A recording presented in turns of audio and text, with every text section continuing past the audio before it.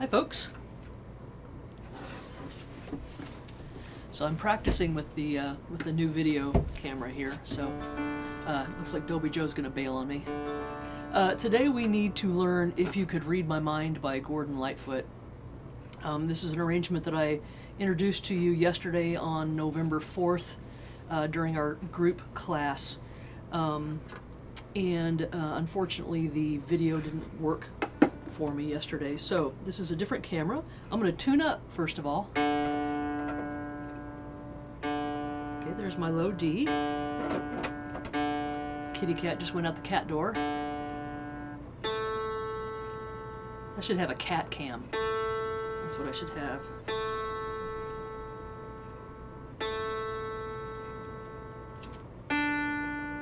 And there's the D. Hey, Dobie Joe, are you going to help me with the class?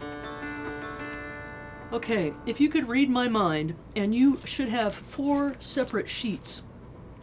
You've got tablature page 1, tablature page 2, and then you've got lyric sheet 1 and lyric sheet 2. All right? So 4 separate sheets. Now, yesterday when we learned this song, and I can't quite get my feet right, we kind of like talked through some of the high points of this, the spots that might give you a little trouble and how to finger them. First of all, on this intro, I want you to lock that 2 down using your 3rd finger. And the 4 is going to come and go, okay?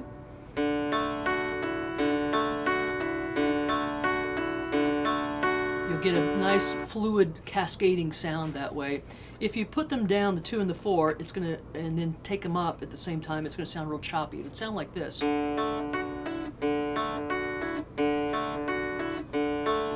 So leave that 1 locked, or that 2 locked down, so it'll ring over everything else going on, okay?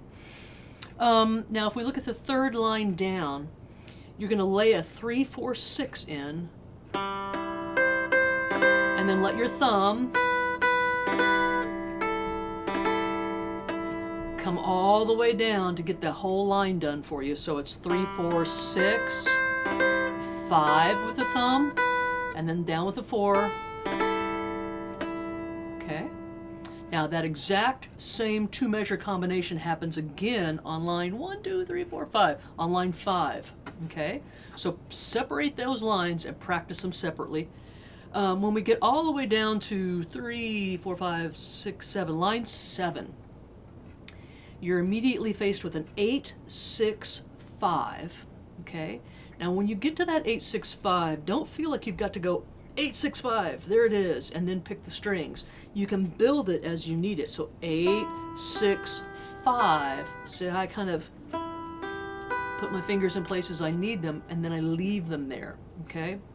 And then come down to the 7, back up. Okay, now my fingers are going to stay in the same shape, go to the 6 plus 5, 4. Come down to the 4 right there, 5, 3, 3. And then back up to 6 plus 4, 4. Okay, I'm going to do that for you real slow again so you can see how I work my fingers. 8, 6, 5. And I'm going to play some one at a time because I'm not going to force myself to go boom like this. And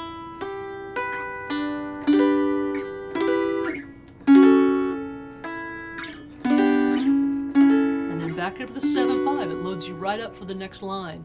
So your fingers, it's a very easy way to keep your fingers all lined up and ready to go to the next measure. So down there, the second to the last line, we're now at 7, 5, 5. We strum, lift, go down the same shape, 6 plus, 5, 4, 3. Okay. Now, I'm going to take the same 3 fingers that I've been using and I'm going to pull them up to the 4, 3, 2. I'm looking at the very last line right now. Now, here's how we're going to play this. This is a really cool little technique. We play this, we strum the 4, 3, 2, and then we pick each note, and then we pull off, pull off, pull off, pick. Okay, let me show you that again. 4, 3, 2, we strum it, pick each note, and then pull off, pull off, pull off. Okay? We're immediately followed by, for me, what's the hardest part of the whole arrangement that I came up with here. We've got to do a 3, 2, and somehow, for some reason, I still can't wrap my head around getting to that chord shape fast enough. All right. Everything else is pretty self-explanatory for you advanced students on the second page. You're going to find yourself using a shape that you can, like on the first line of the second page, you've got that 1, 2. Okay, that same shape's just going to move up and down the neck for you. Okay. Something else that I'm noticing when I play this song, I have a tendency to do backward strums for more than what I normally do. On this, for some reason, I just feel like it brings out a better tonal quality with this particular arrangement that I came up with. So don't feel like you've got to do note for note what I'm doing with my right hand. Do whatever works best for you, okay? All right, I am going to play this for you very slowly. Let's see if I can play it at that.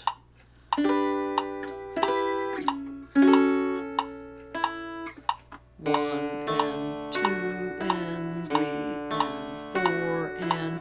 You know, I'm going to play it that slowly. I've got this set on 92. Let's compromise. Let's take it up to 96. And I'm going to try not to make any mistakes, but I kind of am betting that I will because I haven't taken a lot of time to warm up yet today. Okay. Do as I say, not as I do. All right, here we go. 1 and 2 and 3 and 4 and...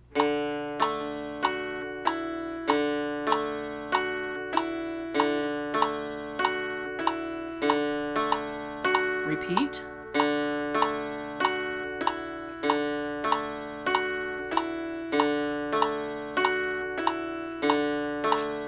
Here's the verse.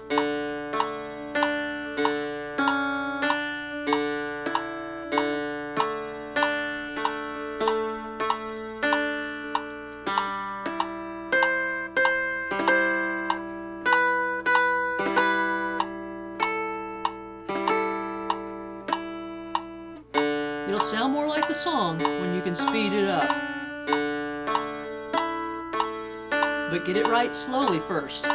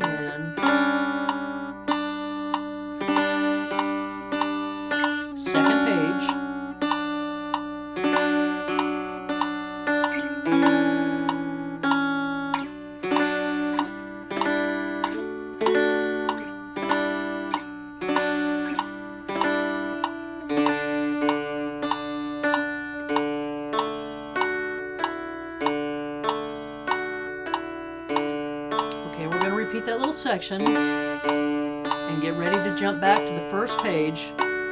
You can look for the star where the verse begins. Here we go.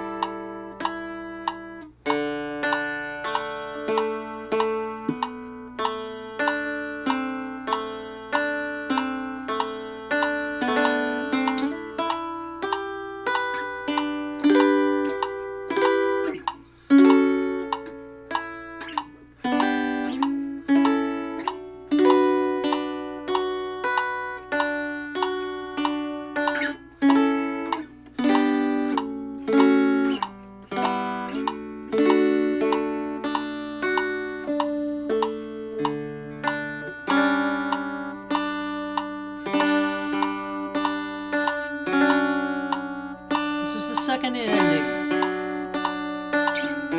Sorry I didn't warn you about that. I usually do, don't I? I'm figuring that differently. Haven't decided yet what's going to work best.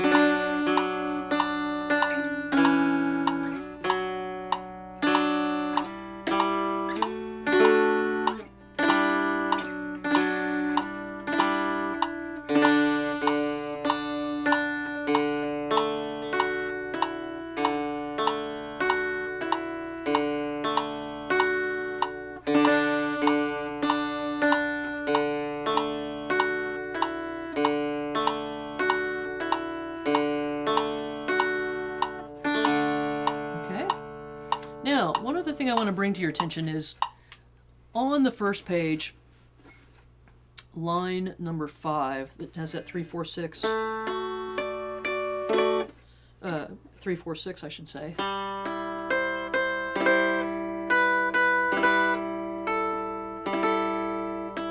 This song is just like loaded with all kinds of syncopation, and so that line was giving me fits when I was trying to write it out the way it was actually supposed to be played, the way Gordon Lightfoot would have been singing it.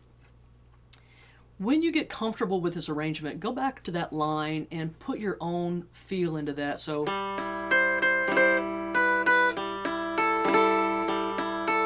something more like that would be maybe more appropriate for the song, but feel free to experiment with that a little bit.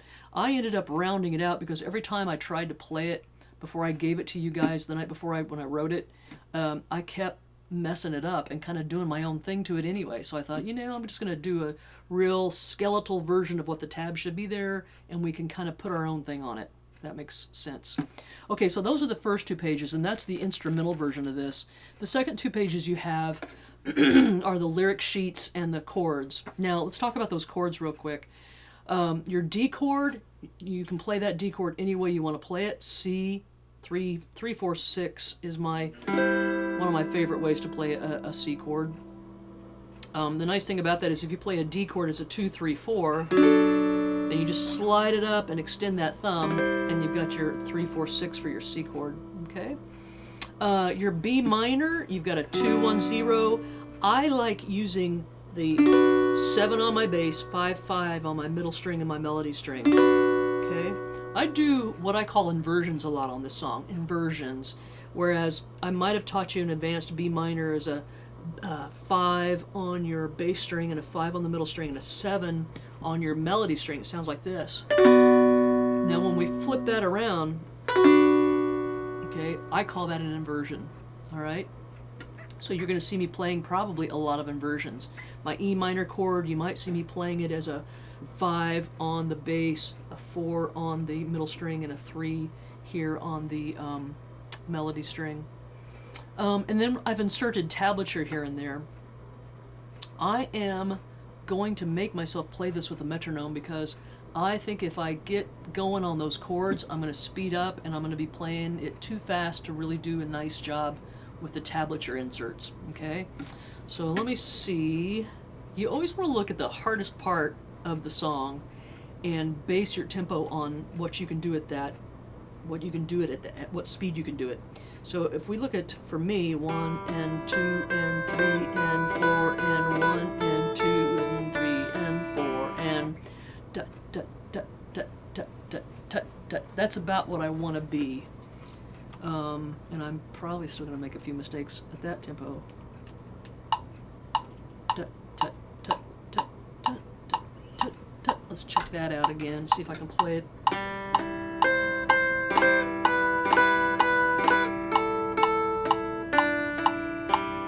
That's probably a pretty safe speed for me to do it at right now. That is at 125, okay? All right. Now, I don't know how good my voice is going to sound. This is not the key that I would normally sing this in, so bear with me. Here we go. 3 and 4 and...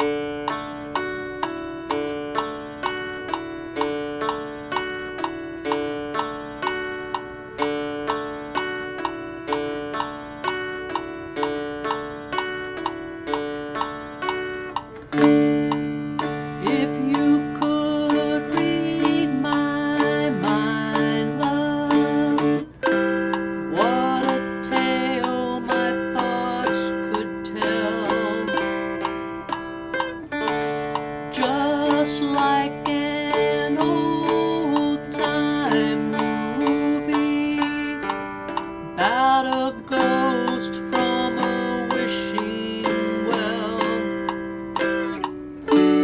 in a castle dark or a fortress strong with chains upon my feet. You know that ghost is me, and I will forever be set free as long as I'm a ghost that you can see. Now you'll notice I'm strumming and occasionally doing arpeggios. You can mix it up. If I could read your mind, love. Here comes some arpeggios. What a tale your thoughts could tell. Just like a paperback novel, the kind that the drugstores sell. When you reach the part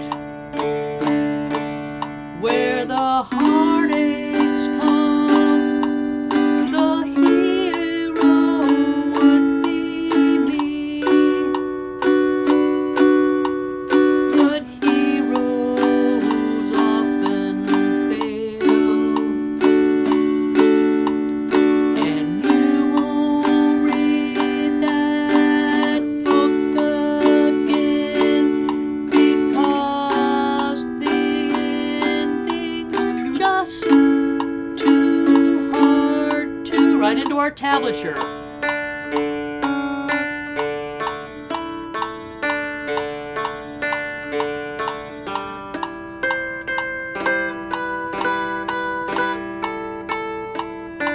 Repeat that.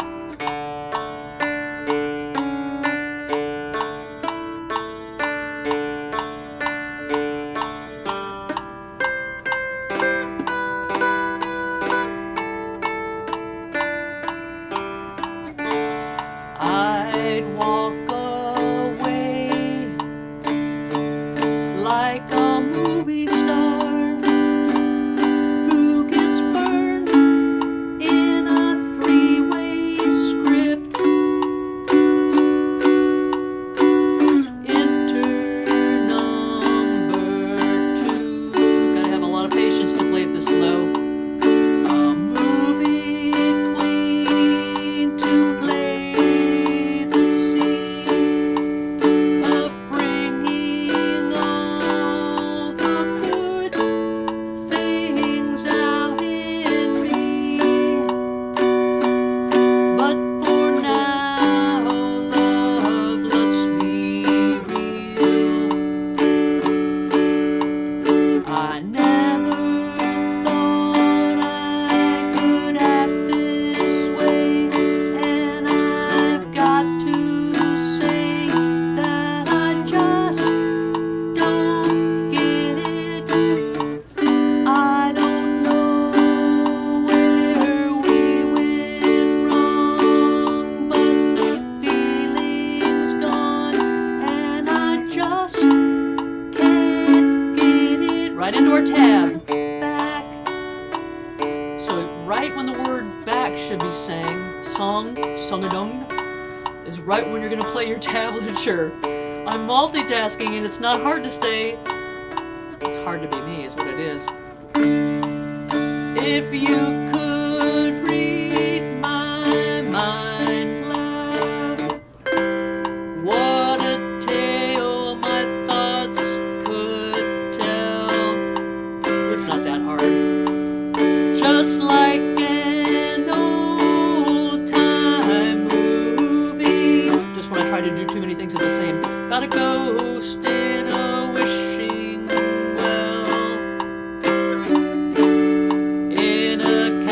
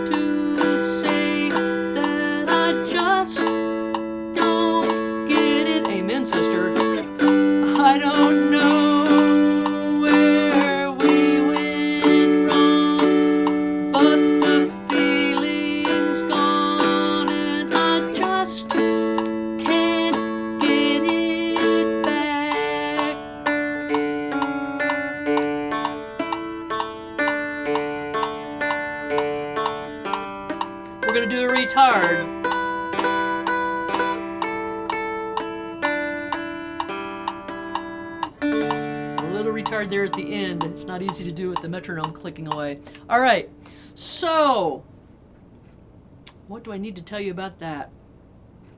You saw me playing the chords in a lot of different positions. All right, experiment with that. Let's break down what I was talking about earlier about the arpeggios and the strumming pattern. So basically, every chord on this sheet is going to get 4 beats, and then the dot after it represents where another first beat of another measure would show up. So that dot would get 4 beats too. What I would like to challenge you to do is kind of combine a strumming pattern, and I think really the boom, diddy, diddy, diddy, boom is a nice pattern for this if you're going to stick with one pattern only. But if you mix that up, boom, diddy, diddy, diddy. Now, what you can do with every 4-beat measure is you can imagine 8 eighth notes and filling those eighth notes out with different strings. It doesn't have to be a pattern. You can do a pattern. 1 and 2 and 3 and 4 and, or you can mix it up. 1 and 2 and 3 and 4 and 1 and 2 and 3 and 4 and. Okay, it can be a little more random. On a couple of those beats you can strum 1 and 2 and 3 and 4 and 1 and 2 and 3 and 4 and 1 and 2 and 3 and 4 and 1. Okay? You have to really let go of micromanaging your right hand when you start doing a technique like that, because the more you think about it, the more you'll get hung up. So you've just got to feel the beats and let your hand do what it wants to do on that. If you decide to mix it up, the arpeggios and the strumming patterns. What else was I going to tell you about this piece? So you've heard me do it twice now, really slowly, the instrumental version and the lyric sheet. I can't say enough, always, about how important it is to play things very, very slowly and accurately, getting your fingers in the right place before you take off and play it really super fast. Because you every time you sit down and practice, you're developing your muscle memory, and you're telling your hands, hey, this is how I want you to play this song. So if you sit down and you practice something really sloppy, you're essentially sending the messages to your hands that, hey, I don't care if this sounds clean or not, I just want you to get there the best way you can. And that's ultimately not what your goal is, right? You want it to sound nice and full and steady. So practice it slowly over and over and over again. Use your metronome, set it on a speed in which you can play it accurately, really clean, super clean, and then take that metronome up a couple of notches and keep climbing the numbers on your metronome or your click track until you hit a wall where you're no longer being clean and accurate, and then back your metronome up and start challenging that high number that was causing you to fail. Just kind of keep working it like that. That's the best way to progress, all right? You can take lessons and lessons and lessons with me over and over and over again, but if you're not practicing at home slowly and accurately, you're not going to gain anything. And, here's what I think about that. If you are taking lessons from me because you enjoy it and you just want to have fun and it's fun for you, that's great. You don't have to be a perfectionist. If, however, you're taking lessons with me and you're driving yourself crazy because it just doesn't sound quite like you want it to sound and you don't know what to do and blah, blah, blah, blah, blah, and you're getting frustrated, you got to slow down and dig in deep, okay? There's nothing wrong with playing just for fun and allowing things to be a little bit sloppy from time to time. I applaud you for just having a good time with your instrument. That's great. If you want to take it to the next level, and if you're frustrated and being a perfectionist, you got to dig in and be obsessive like I am. Okay? All right. So I hope this was helpful to you, and I'll see you all soon. Okay? Thanks.